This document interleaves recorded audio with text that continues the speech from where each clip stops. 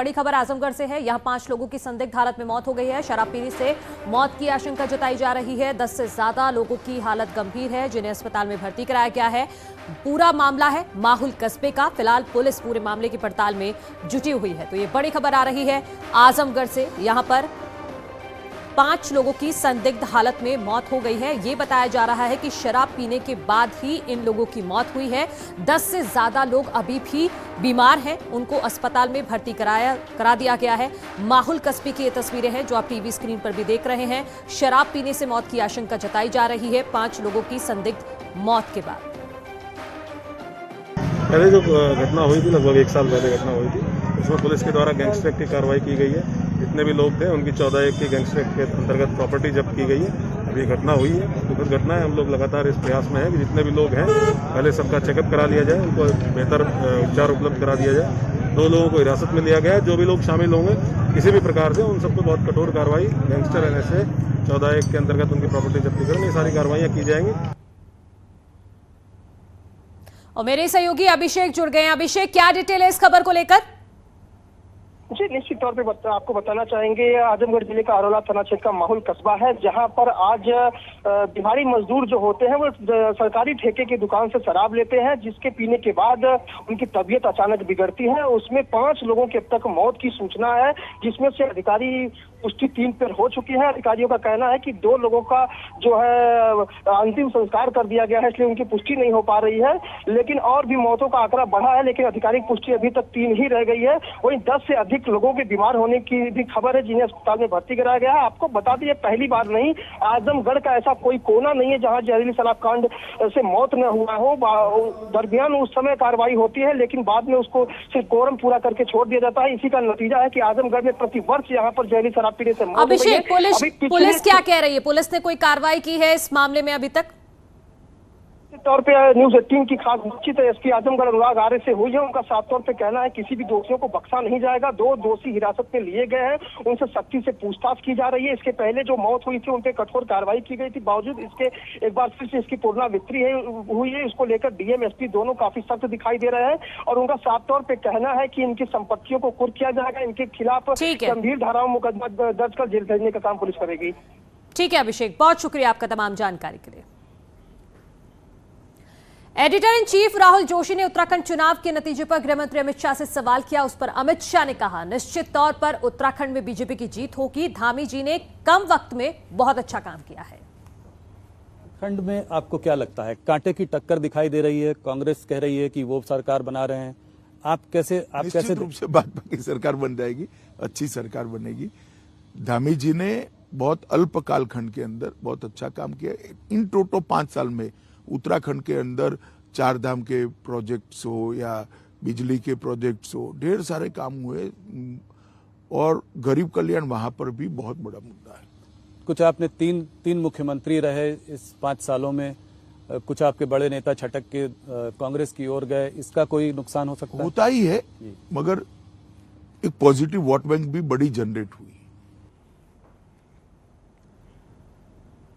देश में uniform civil code के सवाल पर गृह मंत्री अमित शाह ने editor in chief Rahul Joshi से कहा कि उत्तराखंड के मुख्यमंत्री ने चुनावी घोषणा पत्र में यूनिफॉर्म सिविल कोड की बात कही है, लेकिन देश में सिविल कोड लागू करने से पहले व्यापक चर्चा करनी होगी।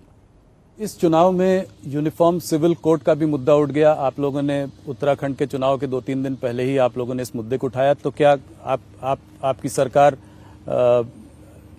इसको आगे बढ़ाएगी? देखिए, उत्तराखंड के मुख्यमंत्री जी ने उत्तराखंड नई सरकार जो बनने वाली है इसकी घोषणा में इसको शामिल किया है। अंत में जी उन्होंने एक प्रेस कॉन्फ्रेंस कर, तो मैं मानता हूं कि उत्तराखंड में ये हमारी सरकार बनने के बाद हम इसको करें। पर ये देश भर में लागू होगा? वो बहुत व्यापक चर्चा करनी पड़ती है, करेंगे सबसे चर्चा। पर ये शुरुआत है। हाँ, ये शुरुआत। तो केंद्रीय गृह मंत्री अमित शाह का ये पूरा इंटरव्यू आप देख सकते हैं रात 8 बजे सिर्फ न्यूज़ 18 उत्तर प्रदेश उत्तराखंड पर। आगे बढ़ते हैं। कांग्रेस बीजेपी में शामिल हुए आदित्य सिंह रायबरेली से एक बार फिर चुनावी मैदान में है। इस बार क्या है उनकी चुनौती, कैसा चल रहा है चुनाव प्रचार, देखिए आदित्य सिंह का ये एक्सक्लूसिव इंटरव्यू। यूपी विधानसभा चुनाव के चौथे चरण के मतदान में बहुत सारे ऐसे दिग्गजों की किस्मत भी दांव पर लगी हुई है जिन्होंने चुनाव के ठीक पहले पाला बदल लिया, यानी कि पार्टी बदल ली। उसमें से एक बड़ा चेहरा है रायबरेली से अदिति सिंह, जो हमारे साथ यहाँ बात करने के लिए मौजूद भी हैं। अदिति जी, प्रचार कैसा चल रहा है आपका? बहुत अच्छा चल रहा है, God is been kind, thank you. कुछ फर्क महसूस कर पा रही हैं आप? चुनाव के ठीक पहले आप बीजेपी में शामिल हो गई तो कार्यकर्ताओं का रिस्पांस, जिस तरीके से बातचीत कर रही हैं आप, एजेंडे, पार्टी की विचारधारा अलग अलग। जी अनामिका जी, जब मैं वोटर्स के बीच में जाती हूँ तो वो मुझसे बस यही कहते हैं कि बेटा वोट हम आपको पहले भी देते थे आपके पिताजी के नाम पे, पर अब हम डबल उत्साह से देंगे, अब हम ज़्यादा मेहनत करेंगे क्षेत्र में, अब हम ज़्यादा वोट डलवाएंगे भी क्योंकि अब आप इस बार बीजेपी से लड़ रही हैं। तो ये कहा जा सकता है कि लोगों में उत्साह इस बार डेफिनेटली बहुत ज़्यादा और देखने को मिल रहा है जहाँ भी मैं जा रही हूँ। जब मैं डोर्स पे खटखटाती हूँ डोर टू डोर कैंपेन के माध्यम से, तो यही अमूमन यही सुनने को मिलता है कि बेटिया हम तो हैं ही बीजेपी वाले, हम तो हैं ही संघी, हम तो हैं ही आपके साथ। तो बहुत अच्छा लगता है। पिछली बार जब चुनाव हुए थे यूपी विधानसभा चुनाव, तो कांग्रेस समाजवादी पार्टी एक साथ थी। इस बार दोनों दल अलग अलग लड़ रहे हैं चुनाव, और आपके सामने दो चुनौतियां हैं, समाजवादी पार्टी भी और कांग्रेस भी। इस चुनौती को कैसे देख रही हैं आप? बिल्कुल चुनौती नहीं है, क्योंकि समाजवादी पार्टी के जो प्रत्याशी हैं वो एक हार्डेड क्रिमिनल हैं। आप पता भी कर लीजिएगा, 16 मुकदमे लिए घूम रहे हैं, अभी वो बेल पे बाहर हैं, वो अभी जमानत पे बाहर आए हैं और समाजवादी पार्टी ने उनको टिकट दिया है, और वो भी एक मर्डर केस में। तो सबसे पहले तो मुझे समझ में नहीं आता कि समाजवादी पार्टी में टिकटें कौन बांटते हैं, कौन डिसाइड करते हैं। क्या आपको इससे कोई अच्छे प्रत्याशी नहीं मिले? सपा में भी रायबरेली की बात करी जाए तो अन्य चेहरे हैं, पर अब आपने एक हार्डेड क्रिमिनल को टिकट दी है, संगीन मुकदमों में वो फंसे हुए हैं, तो कैसे कोई मुकाबला है? रही बात कांग्रेस की, कांग्रेस का रायबरेली में कोई वर्चस्व ही नहीं है, आप बेहतर जानते हैं। अगर होता तो वो विधानसभा सीटों पे कुछ ना कुछ फाइट पुटअप करते, कुछ ना कुछ जीत के आते, पर बस और बस जो यहाँ की लीडरशिप है कांग्रेस पार्टी की, बस और बस चुनाव के दरमियान आती हैं, हाथ हिला के चली जाती हैं। बीजेपी में अब आप शामिल हो चुकी हैं, अब आप चुनाव भी लड़ रही हैं, भविष्य कहाँ देख रही हैं आप अपने आप को बीजेपी के भीतर? क्योंकि महिला चेहरे के तौर पे पार्टी आपको भी एक बड़ा चेहरा मान रही है, और आपके जब ज्वाइनिंग करवाएगी तो उस वक्त भी बहुत सारी बातें कही गई आपको लेकर के। कहाँ देख रही भविष्य अपना? अनामिका जी, अभी मैं बस और बस अपने रायबरेली पे फोकस कर रही हूँ। मैं सबसे फर्स्ट एंड फॉरमोस्ट मैं यहाँ की विधायक हूँ और विधानसभा का चुनाव लड़ रही हूँ, फिर से जीतने की आकांक्षा अपेक्षा रख रही हूँ। मेरा काम है अपने क्षेत्र को देखे रहना, बनाए रखना, जिसके लिए मुझे चुन के भेजा गया है। भगवान ने चाहा 23 तारीख को फिर से चुन के भेजा जाएगा। शुक्रिया बात करने के लिए। तो ये अदिति सिंह है जो लगातार चुनाव प्रचार कर रही हैं, हालांकि अलग अलग मुद्दों के साथ ये जरूर दावा करें कि इस बार बीजेपी के जो कोर वोटर्स हैं वो उनके साथ हैं, लिहाजा इस बार चुनाव में जो जीत का मार्जिन होगा पिछले बार के मुकाबले ज्यादा होगा। अनामिका से न्यूज़ 18 रायबरेली।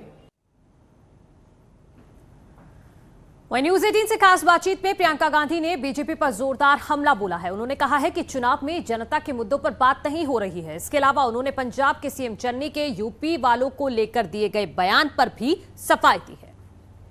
का माहौल था जिसको 2022 के चुनाव को मान रहे हैं कि 2024 का सेमीफाइनल्स है। कांग्रेस के लिए पंजाब, उत्तराखंड, गोवा व मोर हाई स्टेक स्टेट्स, पर हम देख रहे हैं कि आपने उत्तर प्रदेश के साथ भी बराबर न्याय किया। आप लगातार कैंपेन में for past 1 month almost. 1 month कैसे कह सकते हैं? You know after notification at least I am saying कि आपका जो फोकस है पूरा अनडिवाइडेड है। So why so? सबसे पहले तो मैं यूपी की प्रभारी हूँ, यहाँ पे मैंने 3 सालों से काम किया है। इतनी सारी इश्यूज हैं, महंगाई है, बेरोजगारी है, किसानों के तमाम इश्यूज हैं, नौजवानों के हैं, महिलाओं के हैं, कोई इनको एड्रेस ही नहीं कर रहा है जी। और जितने भी राजनीतिक दल हैं वो एक ही बिसात पर खेल के धर्म की बात, जाति की बात कर रहे हैं। कोई चर्बी निकालने की बात कर रहा है, कोई गर्मी निकालने की बात कर रहा है, भर्तियों की कोई बात नहीं कर रहा है, रोजगार की कोई बात नहीं कर रहा है। तो मेरा देखिए, मेरी पार्टी शुरू से यही कह रही है कि ये चुनाव इन चीज़ों के बारे में होना चाहिए, जो आपके मुद्दे हैं उनके बारे में चुनाव होना चाहिए। इनका समाधान कैसे होगा, आप आगे कैसे बढ़ेंगे, यही बातें होनी चाहिए। इसी के लिए हमने 3 सालों से संघर्ष भी किया है। जहाँ जहाँ समस्या आई, जहाँ जहाँ दुख हुआ, पीड़ा हुई, अत्याचार हुआ, कांग्रेस पार्टी के कार्यकर्ता, पदाधिकारी, नेता सब सड़क पे उतरे, उन्होंने संघर्ष किया, उन्होंने आवाज़ उठाई, चाहे वो स्टूडेंट्स की परीक्षाओं का हो मामला, चाहे बेरोज़गारी का हो, चाहे महंगाई का हो, और फिर चाहे जैसे मैंने कहा जहाँ जहाँ अत्याचार हुए। तो हमने ये 3 सालों के लिए काम किया है।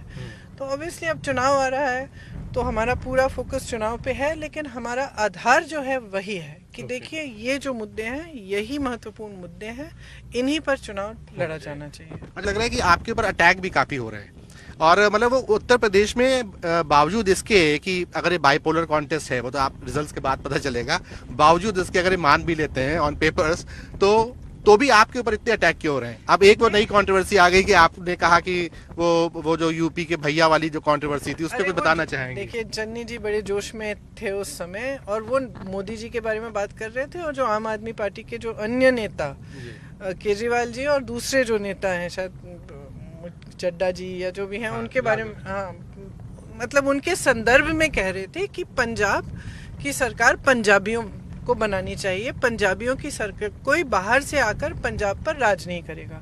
अब मैं तो नहीं समझती कि यूपी से कोई चाह रहा है जाके राज करने के लिए, ना यूपी में किसी पंजाबियों का राज हो सकता है, पंजाबियों का राज पंजाब में होगा, उत्तर प्रदेश के लोगों का राज उत्तर प्रदेश में होगा। तो उस संदर्भ में उन्होंने जोश से बोला।